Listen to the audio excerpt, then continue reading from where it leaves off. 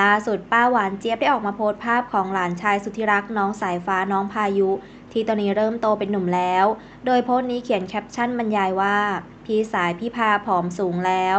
หลังจากนั้นมีแฟนคลับเข้ามาคอมเมนต์มากมายอาทิพี่สายสุดหล่อจะเป็นหนุ่มแล้วครับพี่พาเป็นหนุ่มหล่อแน่ๆแววออกโตไวมากค่ะ